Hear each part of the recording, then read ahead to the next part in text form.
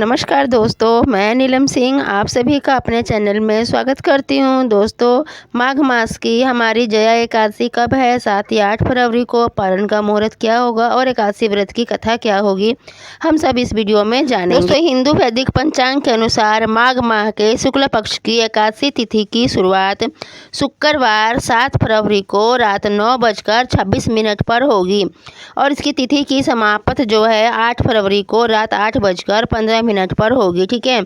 और देखिए, उदय तिथि के अनुसार इस बार जया एकादशी का व्रत जो है वो 8 फरवरी को रखा जाएगा। ठीक है। और देखिए, पंचांग के अनुसार एकादशी व्रत का पारण अगले दिन यानी कि द्वादशी तिथि को किया जाता है। ऐसे में जया एकादशी व्रत का पारण रविवार 9 फरवरी को किया जाएगा। देखिए, पारण के लिए शुभ मुहूर्त की शुरुआत जो है वह सुबह 7:04 से लेकर के 9:17 तक रहेगा। तो दोस्तों, हर वर्ष माघ मास की एकादशी तिथि को जया एकादशी का व्रत रखा जाता है। इस व्रत को विधिवत व्रत रखने से, इस उपवास को विधि व्रत रखने से हर प्रकार के पापों से मुक्ति मिल जाती है। और देखिए, भूत प्रेत के पिशाच की योनि में भी नहीं जाना पड़ता है। इस दिन जो भी भक्त उपवास रखते हैं या फिर जो भी भक्त किसी कारण से नहीं रख पाते हैं, तो ऐसे में सभी भक्तों को व्रत की कथा अवश्य ही पढ़ना और सुनना चाहिए।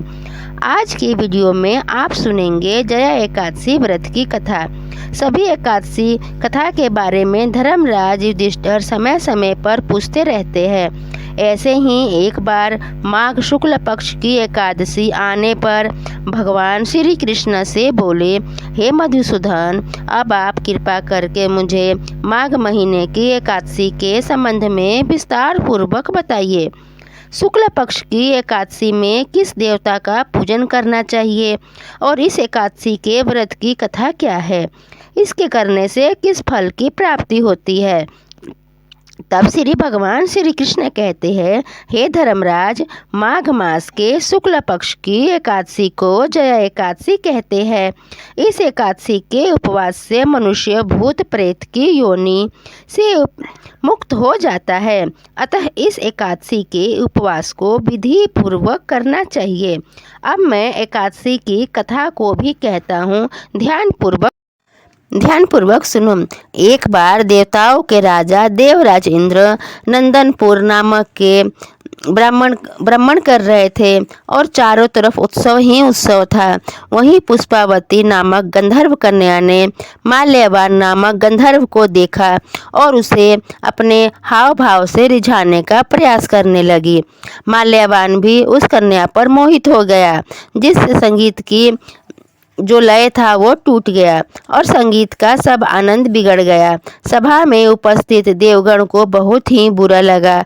ये देखकर देवगण रुष्ट हो गए, क्योंकि संगीत एक पवित्र साधना है और इस साधना को रुष्ट करना या इस साधना को तोड़ना बहुत ही भारी पड़ गया। तो इसलिए क्रोधवश देवराज इंद्र को माल्यवान ने तुरंत ही श्राप दे दिया कि संगीत की साधना को अपवित्र करने वाले माल्य और पुष्पावती तुम दोनों ने देवी सरस्वती का घोर अपमान किया है, इसीलिए तुम्हें मृत्यु लोक में जाना पड़ेगा। गुरुजनों की सभा में तुमने संयम और लाज का प्रयोग न करके तुमने गुरुजनों का अपमान किया है। अब तुम्हारा यहाँ रहना मना है। अब तुम अधम पिशाच की योनि का जीवन व्यतीत करोगे। देवेंद्र का श्राप सुनकर वे दोनों अत्यधिक दुखी हो गए और हिमालय पर्वत पर पिशाच की योनि में दुखपूर्वक जीवन व्यतीत करने लगे। उन्हें गंध रस आदि का बिल्कुल भी बोध नहीं होता था। वहीं उन्हें असहनीय दुख भी सहना पड़ता था। दिन रात उन्हें किसी भी क्षण नींद नहीं आती थी। उस स्थान का वातावरण अत्यंत ही शीतल तथा जिसके कारण उनके रोंगटे खड़े हो जाते थे, हाथ पैर सुन्न हो जाते थे और दांत किटकिटाने लगते थे।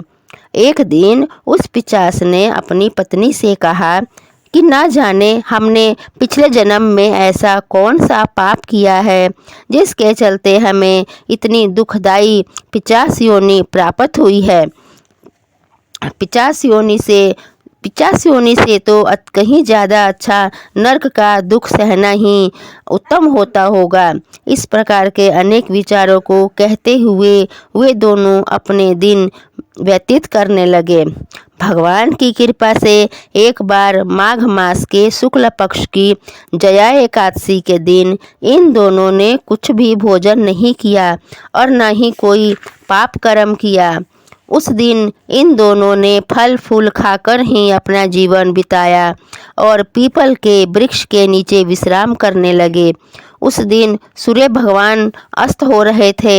वे रात उन दोनों ने बड़ी ही कठिनता से गुजारी।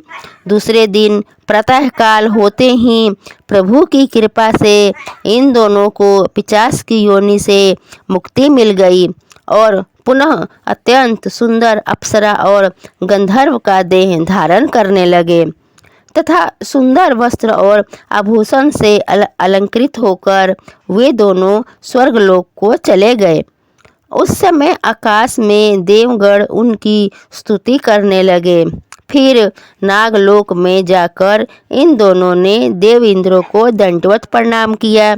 देव इंद्र को भी इस दिव्य रूप को देखकर आश्चर्य हुआ।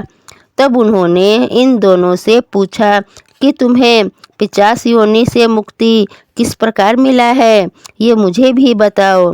देवेंद्र की बात सुनकर माल्यवान कहने लगा कि हे देवताओं के राजा इंद्र, श्री हरि की कृपा से पुण्य से हमें 50 योनि से मुक्ति मिली है।